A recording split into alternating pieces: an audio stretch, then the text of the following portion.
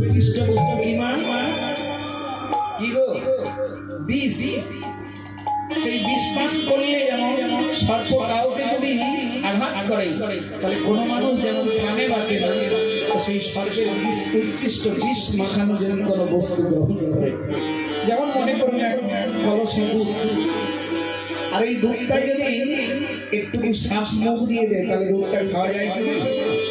খাওয়া যায়, খাওয়া যায়। তো তদ্রুপ দুধটা যেমন বিষে পরিণত হয়, তো তদ্রুপ ওই দুধটা খেলে যেমন বিষ মুখ দেওয়া, এই শ্বাস মুখ দেওয়া দুধটা খেলে যেমন আপনার শরীরে বিষক্রিয়া হতে পারে, তদ্রুপ তার মুখে, অবৈষ্ণবের মুখে, সাধুর মুখে যার বদনটা শুদ্ধ নয়, যার বদনটা প্রসাদী বদন নয়, যার বদনটা পবিত্র বদন নয়, যিনি অখাদ্য খাদ্য করে খায় এবং ভগবানের কথা বলে, তার মুখে হরিনাম শোনা মানে আপনার যেটুকু পূর্ণ থাকবে সেটুকু বিনষ্ট হয়ে যাবে। তাই বলো চৈতন্য মহাপ্রভু কি, বলো শ্রীরাধানন্দ প্রভু কি। জোশে হচ্ছে না, জোশে হালকা হয়ে যাচ্ছে, ঠান্ডা লাগছে। বলো চৈতন্য মহাপ্রভু কি।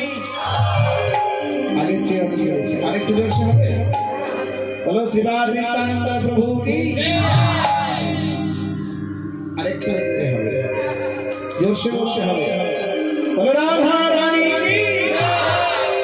দেখেছেন আগের চেয়ে আসলে কি বলেন তো, কামান শালায় কাবারিটা সঙ্গে নিয়ে এসেছিলেন, ওই 5 বছর ট্রাঙ্কে ভরা ছিল, তো অনেকদিন সাধু সামনে হয় না, তো এই পরিচয় পড়ে গেছে। তাই হরিব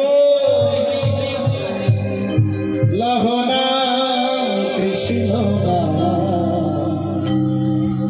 ভজনা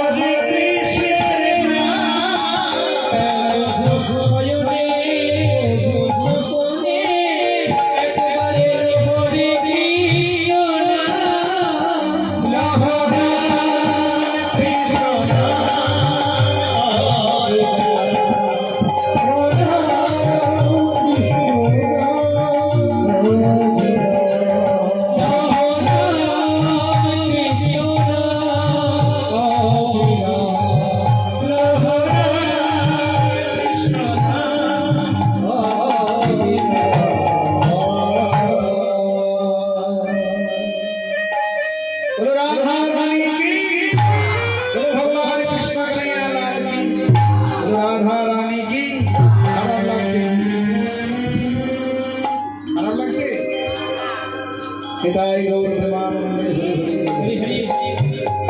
শুধু ভক্তবৃন্দ, ভক্তিমতী মায়েরা, তাহলে আজ পদকবি বৈষ্ণব কবি কি বলেন? গৌরাঙ্গ বলিতে হবে পুলক ও শরী। তাহলে ভগবানের নাম করতে করতে আপনার অঙ্গটা শিহরে উঠবে, লোমগুলো খারাপ হয়ে যাবে। এমনই ভাবে ভগবানের নাম করতে হবে। শাস্ত্রে বললেন, এক কৃষ্ণ নামে যত পাপ হরে, পাপীর সাধ্য নাই তত পাপ। আবার পুনরায় বললেন, কোটি যুগ ধরে যদি করো এর নাম সংকীর্তন, তথাপি নামী ব্রজের ব্রজেন্দ্র নগর। তাহলে আমাদের নামের মতো নাম হয় না, এক কৃষ্ণ নামে যত লাভ হয়। মা যশোমতী যখন কৃষ্ণ গোপাল যখন গোচারণে যেতেন, মা যশোমতী একবার হা গোপাল বললেই গোপালের ঘরে ঘরে বিষম খেয়ে যেত।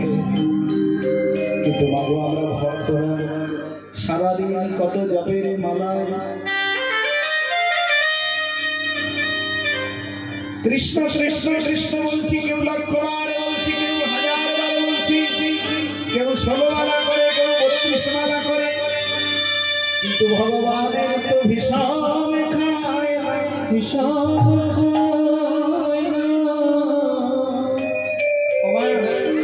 তাহলে আমাদের ডাকার মতো ডাকা হয় না,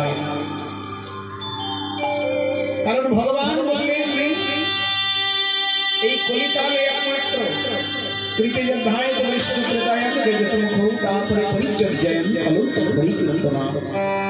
সত্যযুগে মানুষ ধ্যান করে ভগবানকে লাভ করতেন, ত্রেতাযুগে তপজপ করে ভগবানকে লাভ করতেন। কিন্তু এই অধম কলিযুগে একমাত্র হরিনাম করলেই উদ্ধার হয়ে যাবে।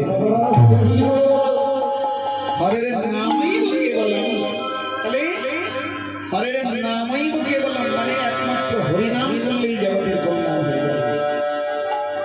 তবে মাগো, সেই নামটা নিষ্ঠা করে করতে হবে।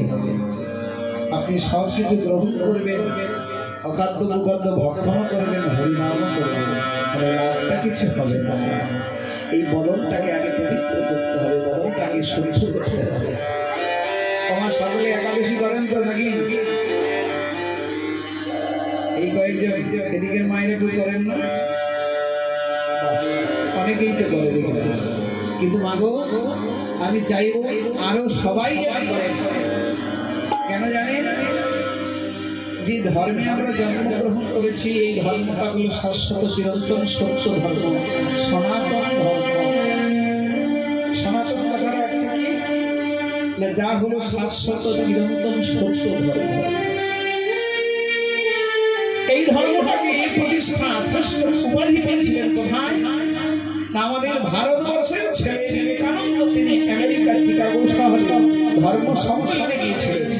আর সেখানে ধর্ম সম্মেলনে গিয়ে 18টি ধর্ম, ভারতবর্ষের এই 18টি ধর্মের সভা হয়েছিল সেখানে। আমাদের এই ভারতবর্ষ থেকে গিয়েছিলেন কে? বিবেকানন্দ। তাই সেখানে 18টি ধর্মের যখনই সভা হয়েছিল, বিবেকানন্দ যখনই গেলেন, তখন তাই বিবেকানন্দ তো অল্প বয়সে দেখতে খুব সুন্দর ছিল। সবাই লাগলেন যারা বহু ধর্মের যারা প্রবক্তা এসেছেন, শিখ ধর্ম, জৈন ধর্ম, খ্রিস্টান ধর্ম, মুসলিম ধর্ম, বৌদ্ধ ধর্ম, যারা ওই ধর্মের প্রবক্তা এসেছেন তারা অতি বয়স্ক। কিন্তু আমাদের হিন্দু সনাতন ধর্মের যিনি বক্তা গিয়েছেন তিনি হলেন নবীন বালক।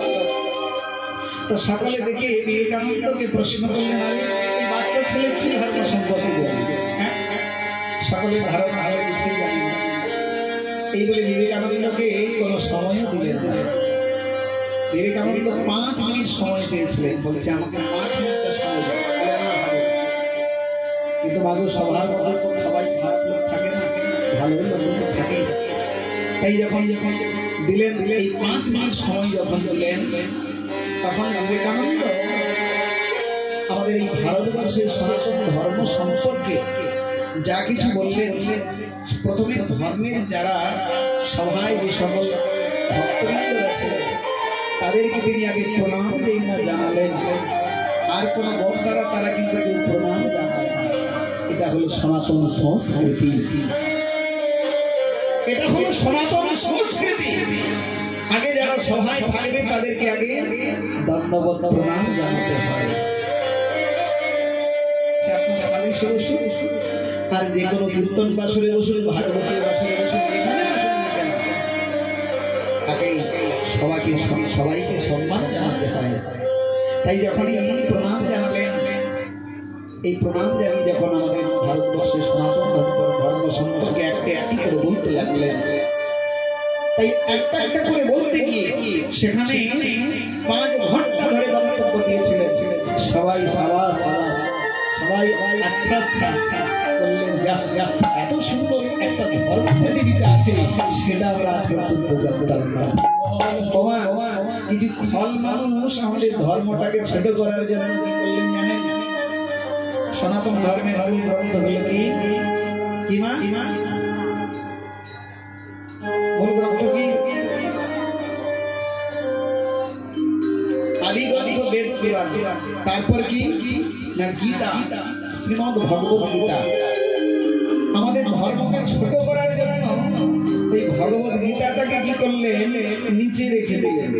নিচে রেখে দিয়ে তাদের যেসব ধর্মগ্রন্থ সাজিয়ে সুন্দর করে উঁচু করে দাঁড়িয়ে তা বলছেন যে দেখো তোমাদের ভারতবর্ষের সনাতন ধর্ম কত নিচু, কত ছোট, আর আমাদের গ্রন্থ আমাদের ধর্মগুলো কত বড়। এমনি সময় বিবেকানন্দ তো বড় বুদ্ধিমান ছিলেন। বলছেন দেখুন, ঘরের ভিত না যদি শক্ত হয় তাহলে 5 তলা হাঁটাতে পারবে। তাহলে ঘরের ভিতকে নিচে কে আছে? নিচে কে আছে? ভগবত গীতা। তাহলে ভগবত গীতার উপরে এতগুলো গ্রন্থ, যিনি তাকে ধারণ করে রেখেছেন তিনি হলেন ভিত। ঘরের ভিত হলো শ্রীমদ্ ভগবত গীতা। আর এত